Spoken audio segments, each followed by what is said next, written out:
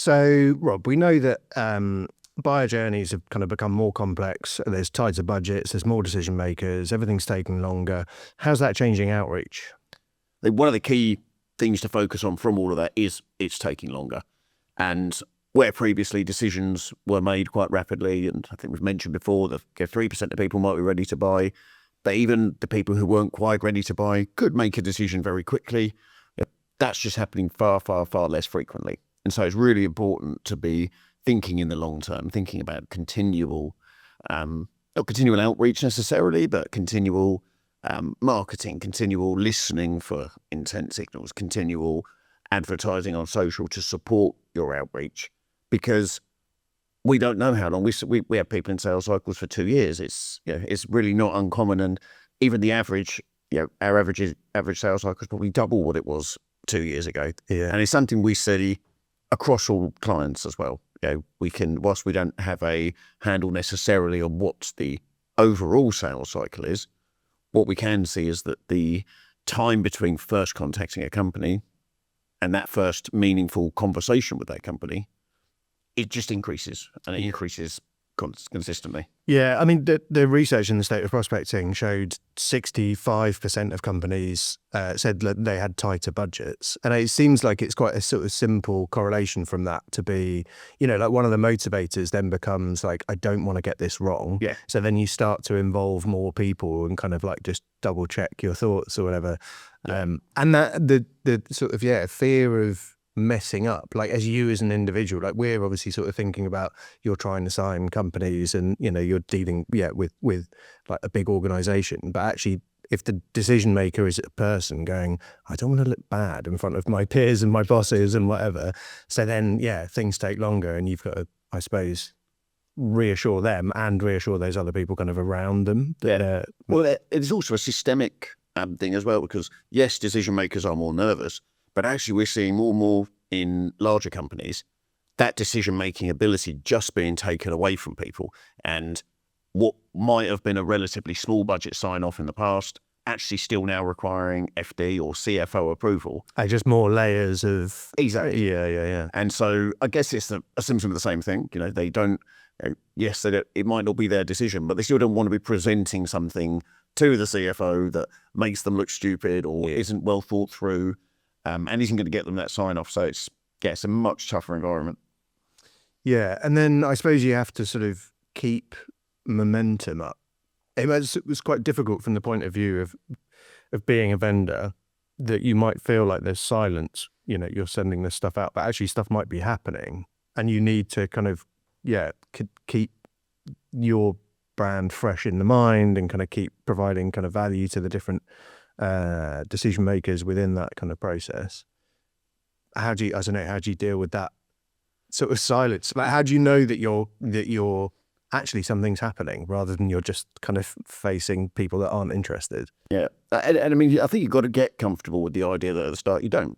It's really difficult to know what's going on inside another company, whether it's not even whether your product or service is a high priority for them. Is whether the challenge it's trying to solve is a high priority for the company. There could be all sorts of internal politics or changes or other projects that are a higher priority for it. That doesn't mean that actually you're not going to be something they want to look at. And if you've done your research well and you've built a list well, you're theoretically a good fit at least. So you're not like, it's not like you're harassing people that are just not interested. So I think people probably are just going to be receptive, but like you say, it might be the wrong time. It might not be a high priority. Yeah. So then I think, there's some value in that. And then your feedback as the kind of vendor is quite binary, or traditionally has been quite binary, that it's like, oh yeah, that's a lead, they want to talk, or silence. Yeah. Whereas now, I suppose that is a bit different with buyer intent, right? You've got additional signals of like, okay, hold on, this person's like, they've come onto our website, they're looking at X, Y, and Z. There's clearly some interest there, even if that hasn't kind of quite turned into a, let's have a chat yet. Exactly. And I mean, there's all sorts of research, both by us, but also independently, that self-research is so important in a buyer's journey. And actually most people now will research before talking to a company. And there's a couple of schools of thought on that. There's vendors who will effectively sell the fact that someone is researching for a solution. Quite often they're affiliated with review sites or something along these lines. And our view is that that's often too late. Actually reacting to someone researching alternative solutions is way too late in the buying cycle. And what your job as a vendor is to actually be in front of the right companies so that when they start that research, you're number one, number two, number three on their list. And their research is going to be, right, I'm going to now read the website. I'm going to find out much more about what they do, and being able to listen for that sort of first-party intent and get contact with the right people, engage with them over email, the phone, through display ads at that point is what's going to generate the best results. Yeah. Yeah, I suppose that makes me think of kind of, the balance of inbound and outbound, and kind of like just having those, like inbound, that sort of trying to build brand awareness and kind of provide helpful content where they can come and find it. Like obviously all of that is like vital, brilliant, good stuff. I am a marketer after all. But you sort of got that, and you're hoping that through that they're aware, and when they're doing their own research, they've kind of found you. But then you've got like outbound is kind of proactively going out and just nudging them every now and again to go like, do you know about this? Do you remember this?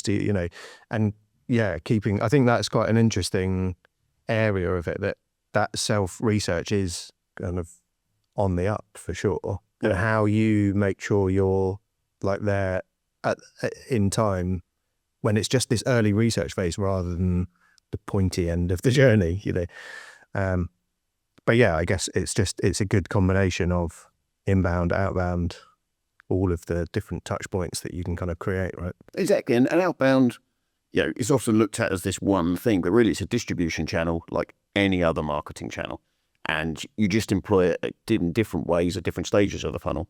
And actually, you can have a broad outbound campaign which focuses on email, social outreach, social ads, where really the goal is to generate that interest. And yes, you will generate some responses, you will generate some leads, but ultimately you're raising that awareness of people to your products. And that might not even immediately result in any replies from them or website views, but that coordinated outreach is going to complement any of your other content marketing, any of your other inbound marketing.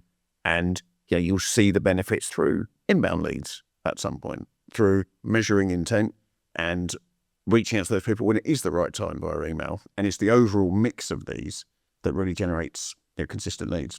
Yeah, for sure. And then you're kind of into, the problems of attribution in 2025, right? Like you kind of have to look at it in the round because, where you can't say what has played a part and what hasn't when there's just going to be so many touch points nowadays.